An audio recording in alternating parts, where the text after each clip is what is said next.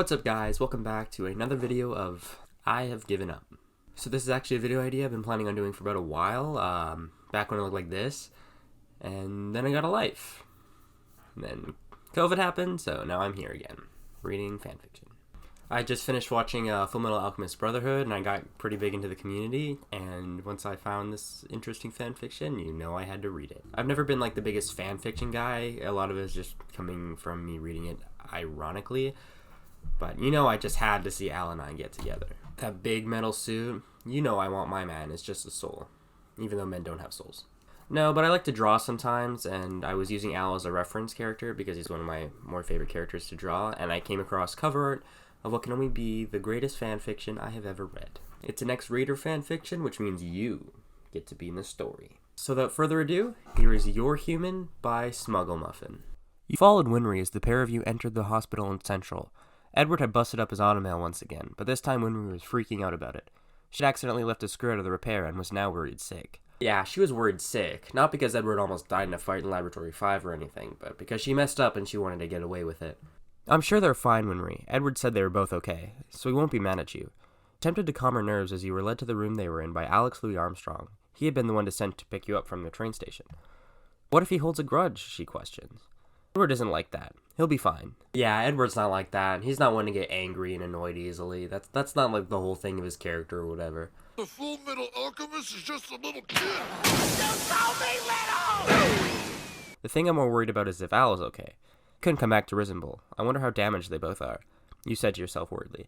Why all the Ed hate? Al put up a great fight in Laboratory 5, especially compared to Ed, and Al can't even feel pain.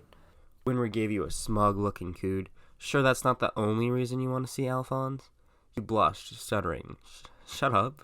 I hate this. I hate my life. The strong-arm alchemist led you to a door, then turned to the two of you. Winry immediately pushed the door open and walked in. You, however, turned toward the man first and said thank you. You're very welcome, he replied. You entered the room to hear Winry hastily apologizing about the automail breaking, followed by Edward trying to convince her it was his own fault it was broken. Business as usual, you thought. You looked around the room, and when your eyes landed on Al, you gasped. Alphonse was in the corner of the floor, arms and legs completely missing. His face was downcast, seeming to not have noticed or cared that Winry and you were there. I get they're trying to reference Al's identity crisis, which is the new arc of the show, but Al's a soul in a metal suit. He doesn't have any facial expressions. I mean, I guess when the animators want him to, but still. Something seemed wrong. Al's usual happy personality that would kindly greet an old friend was not making an appearance. Alphonse? You quietly asked. His head slowly lifted, looked at you, and then stared back towards the floor. You were doing something dangerous, weren't you? Right, Alphonse? Winry had gone from her apologetic tone to one of scolding. She turns toward Al and gave him a scolding look. Damn, she was so worried like 3 seconds ago, but now that she saw Ed now full of injuries, she's pissed. Al looked up again, this time at Winry, and gave a disgruntled, yeah. You were certain something was wrong. There was a clear tone of unrest, and it was new for you to hear him like that. Winry noticed this too. Edward, did you and Al have a fight? Edward looked down at the hospital with guilt. This made Winry grow suddenly upset. Why suddenly? She's clearly already upset. I've known you guys our entire lives, and you still don't tell me anything. How you got like this, why you're fighting, and I'm sick of it. I don't even care anymore. And she ran out the door. And she just runs out the door. She is out of there. Winry, you ran after her. The brothers didn't move at all. They knew she was upset, and that she probably just needed time to cool down. As you ran into the hall, you saw that Winry had bumped into a man with black hair and glasses. He appeared to have only just started talking to her. Oh, you must be Winry. He took notice of you then. And you must be, I'm Colonel Mays Hughes. I'm a friend of the Albert brothers. And it's a pleasure to meet both of you. You were both surprised. After whatever had just taken place in the hospital room, you supposed it was nice to meet a friend of the brothers. Yeah, it's nice to meet you too, Winry replied, clearly a bit confused. They both turned towards you, and you hastily responded with, same here, accompanied by a nervous bow. You weren't the best at first impressions. Hughes simply brushed it off, and then a glint appeared in his eyes. Now I have one question for the both of you. He proceeded to pull out a picture of a little girl, about toddler age, and held it closely to both of your faces. This is my little girl. Isn't she the cutest thing? Both of you were a bit flustered, and hastily stuttered out replies of yes and yeah. It's her birthday today. She's turning 4. Can you believe that? Do you want to meet her? I guess so, Winry responded for the both of you. Well, you're in luck. We're having a party for her, and you two can come. He started dragging you back towards the brothers' room. Don't worry about Winry and I'm taking them to see Alicia. Then he pulled you towards the hospital's exit, explaining how you pair of girls were going to buy his daughter a giant teddy bear. Hey, I'm not a girl. Also, this is, like, really stupid. Like, could you imagine if you're having this big emotional experience and this random-ass guy just invites you to his daughter's birthday party? Yeah, I was at the hospital. I don't even know if he's gonna make it. Hey, well, I'm here if you need any support. Yeah, it's just a lot to deal with. Hey, do you guys know my 4-year-old daughter? Hey, now's not really the time. Well, it's her birthday, so you should come help me celebrate. That's really awesome. Yeah, we'd love to come. Long story short, you and Winry were returning to the hospital with a big cake for Edward's birthday, which both of you have completely forgotten about. It's his birthday too? Jeez, you guys are terrible friends. Except I'm in this story, so I guess I'm a terrible friend too. When you entered the room, Edward had an empty dinner plate on his bed, and Alphonse was still in the corner. Didn't look like he had moved at all. Winry brought the cake over to Edward, explaining how Mrs. Hughes made it for him. She turned to Alphonse and said, "And I copied the recipe, so when you get your body back, Al, I can make one for you too." Alphonse replied bluntly with a whatever. Again, this is more the show's fault, but basically Al's identity crisis is when he learns of the possibility that all of his memories and stuff could be fake. But like, this is just so out of character for him. I don't understand why they needed to make him have to come back to his senses. If they instead decided to write it where Al will have to struggle with the idea of never getting his body back, I feel like that would be a much more interesting concept. It's just, I don't, like, obviously Al's not 100% okay with it. I really hate the writing for this segment of the show. Henry completely skimmed over it. She simply turned back to Edward and said, "You already finished all your food." A moment of silence followed, before an argument arose, as Winry realized Ed had left his milk untouched. Winry explained how he needed it to grow tall. You zoned out for a while, until you heard her say, "Tell him, Al." "Just do what he says, brother. Drink the stupid milk." Actually, the proper line is... Right, Al? Just do what she says, Ed. Drink the dumb milk. Yeah. Get it right. Why is no one noticing he's upset? You question in your mind. At least you didn't have to drink any to get that big, Edward exclaimed. You swiveled on your heel and promptly walked out the room at this point. You knew that this would only end badly, so you decided to go up to the roof for some peace and quiet. You hated seeing people fight. Besides, they probably wouldn't even notice if you stepped out. When you reached the roof, you were met by a calm breeze. You felt all your stress melt away. This is exactly what you needed. Silence. You leaned against the rail and listened carefully to the wind. You were so absorbed in this calm state, you didn't realize that you were not alone on the roof anymore.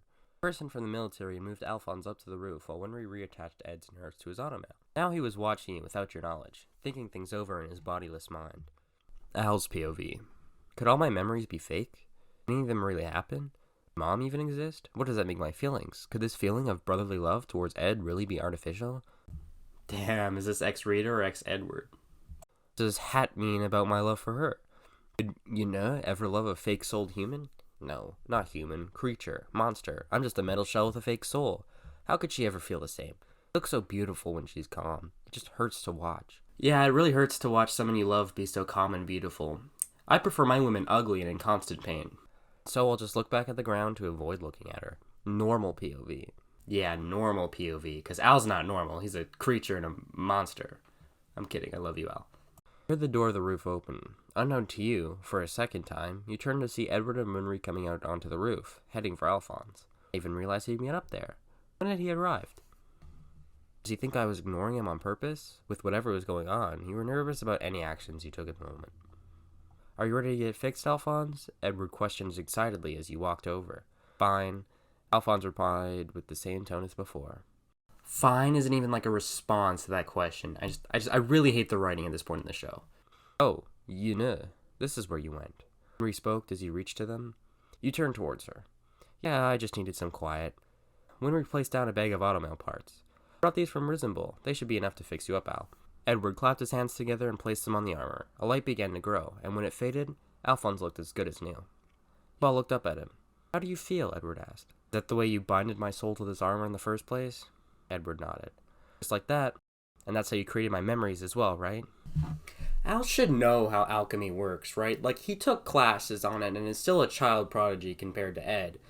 Like, how does he not... Like, what would you have to give up to create a memory, right? In order to gain something of equal value must be lost. That's the general rule of alchemy. What would Ed give up to create memories in a fake person? Is that not what they were trying to do with their mom? Is that not human transmutation? They were trying to bring their mom back? According to Al's logic, why doesn't Ed just get another suit of armor and put his mom's memories and soul into it? Like, this is just so out of character for him. Why would you believe some stupid guy who's trying to kill you over your own family that you've known your entire life? And like, it's so stupid. It doesn't make any sense, and I hate it. Everyone stared at him in shock. What did he mean by that? Alphonse, what are you talking about? Edward questioned. Back in Risenbull, you told me you had something to tell me, but you were scared of how I'd react. Is that what you were going to tell me? Wasn't it? Winry quickly defended Al. No, Al, he was going to tell you. Okay, so Ed does tell her things. Something that he didn't want to tell Al, but he told her. Alphonse cut her off. All my memories are fake. The human named Alphonse Elric never existed. Everything I know is a lie. Winry spoke for everyone. Alphonse, that's not true. We've known you since you were a little boy. We're your friends. Alphonse backed away. You're all in on it. I can't trust any of you. Winry turned towards him. Tell him, you know. What would I even add to the scene that hasn't already been said? I kind of wish they actually wrote this a little bit better to include a fourth character. You couldn't move. You felt yourself trembling a little. Too shocked to move. Your mind was racing, and there was no slowing it down. Yeah, and I don't even end up adding anything. Okay. Edward quietly asked a question, face downcast. Is that what you've been thinking this whole time? He paused, and then continued. Anything else you want to tell me? Alphonse started to walk away, but Edward grabbed his arm. Let go of me. Alphonse, calm down, Winry begged. Alphonse shook loose and started to race away. Just stay away from me, he shouted, running towards the edge of the roof and jumping off. The sound of the metal hitting the ground sounded, and a clinking continued, fading away. Edward ran after him, screaming, Al. Winry had to restrain him and calm him down so he wouldn't follow after him. Let him go, Ed. Winry's restraint got the job done. Edward had eventually stopped struggling. Yeah, let him go. Don't, go after him or anything. You know, the only family that you have left. They're not really even changing up the story all that much. This is basically word for word how it happens in the show. We have to find him, Edward cried. Winry continued to calm him down, and when Ed was fully calmed, they turned towards you. You haven't moved at all since Al shouted his anger at all of you. Hadn't even turned to watch what had taken place afterward. You only listened. Both looked at you with concern, and Winry walked over to you. You know, are you okay? You slowly turned your head towards her and stared for a few seconds. I couldn't move at all. Your tone was monotone. You finally broke into tears and collapsed into your friend's arms.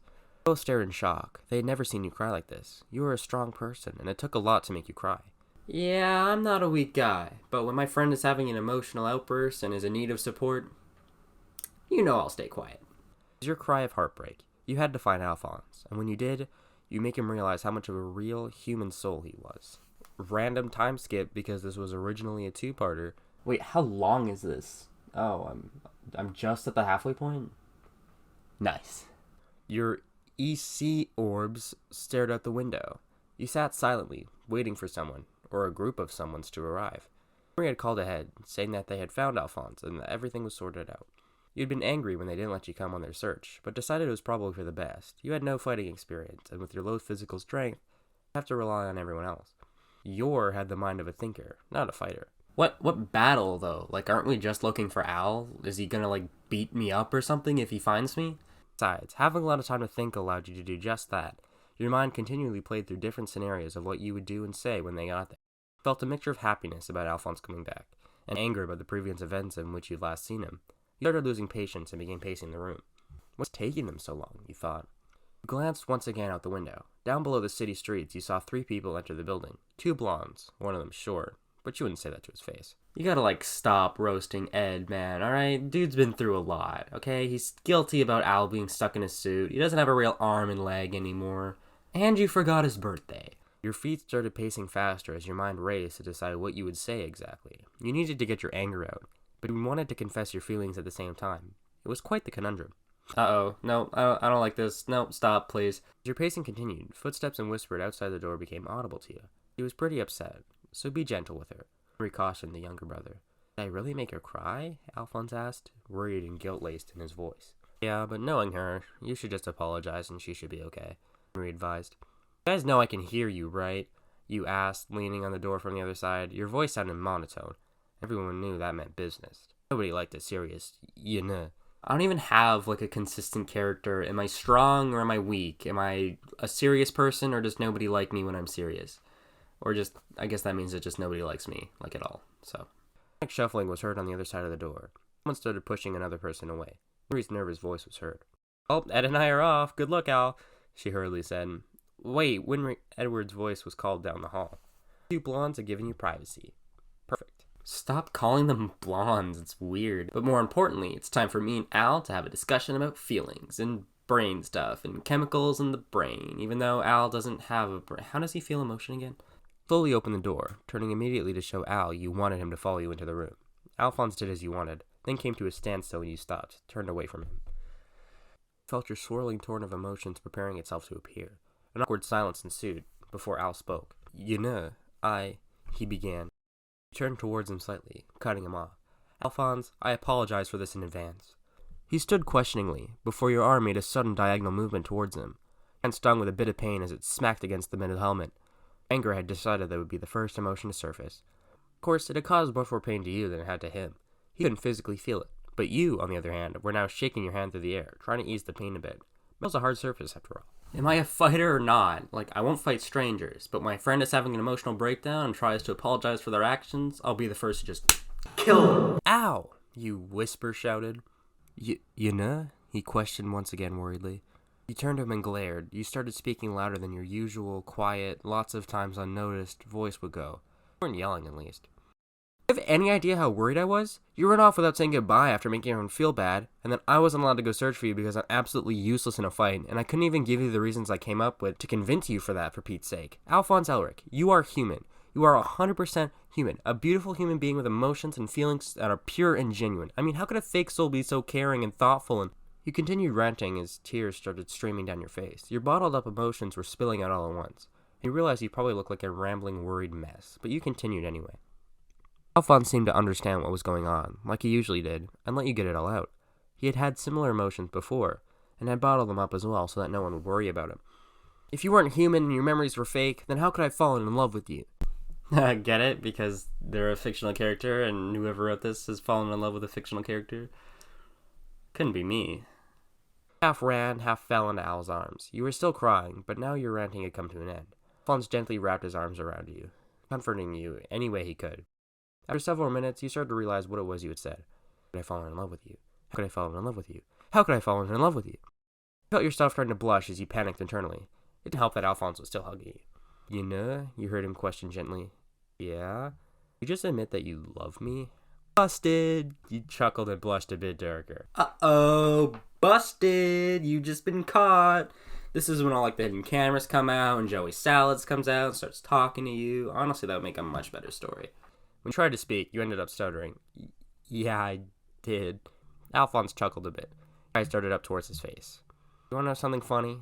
You just stared, which he took as a yes. "I was questioning if I was really human. I started questioning if my love for my family was real. Immediately after, I started questioning if my feelings for you could be fabricated as well. I get this feeling of both excitement and nervousness whenever you're around. I guess it might be love, but when I started thinking harder about it, I realized it couldn't be anything else. I love you too."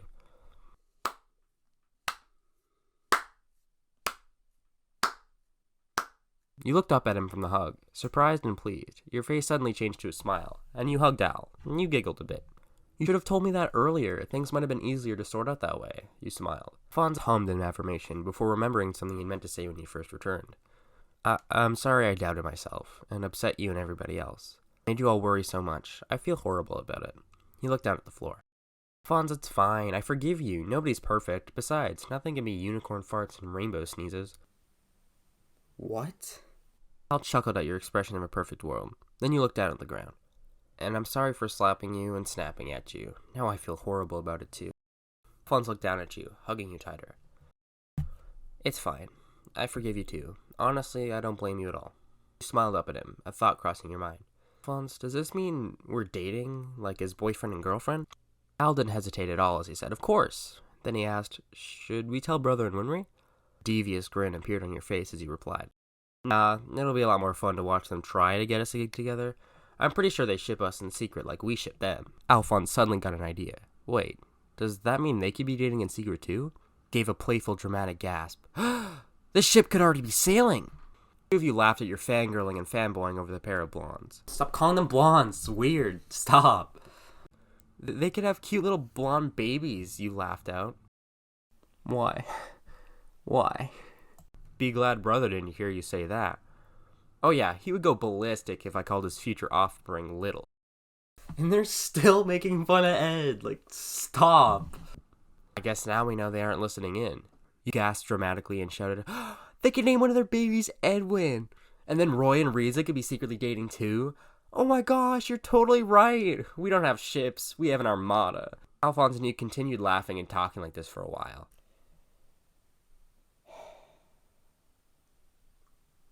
What am I reading?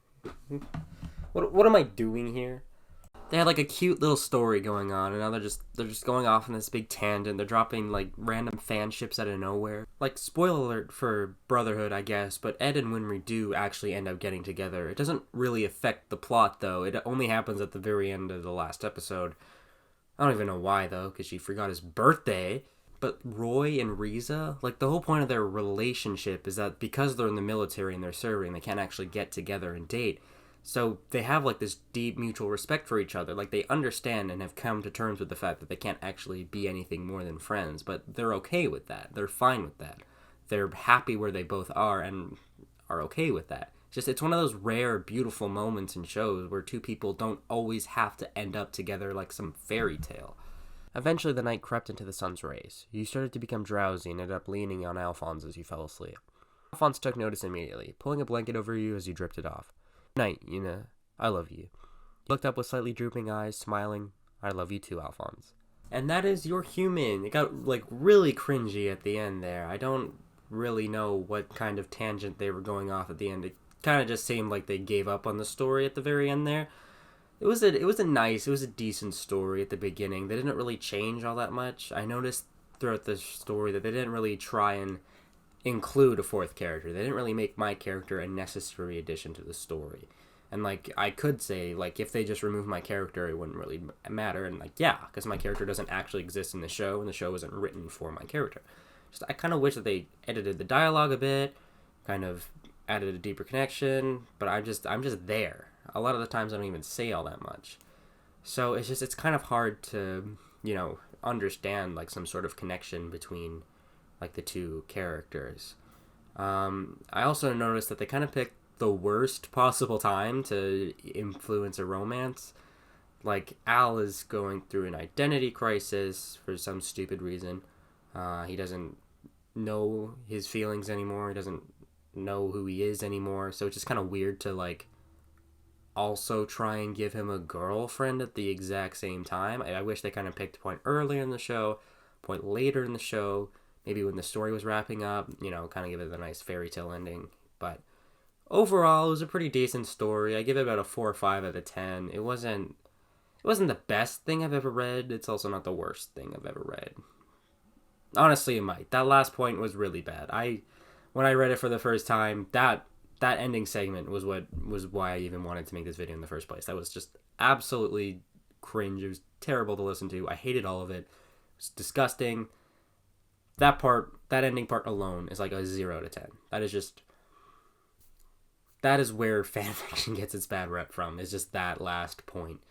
But overall, 4 to 5 out of 10. It's definitely leaning more towards a 5, or it's leaning more towards a 4 than a 6 though. So yeah, that is my review of You're Human by Smuggle Muffin. And of course, the original story is down the link in the description in case you want to read it for yourself. I don't know why, but it's down there. And overall, I actually really enjoyed making this video. This was kind of fun. It was nice to just sit down and review something. And I might do more of this. I have like a giant treasure trove of Spyro stuff that I'd really like to do. But anyway, thanks for watching. I really enjoyed this, and I will see you in 4 months when I upload my next video. I swear I have a life. I just want to make that clear.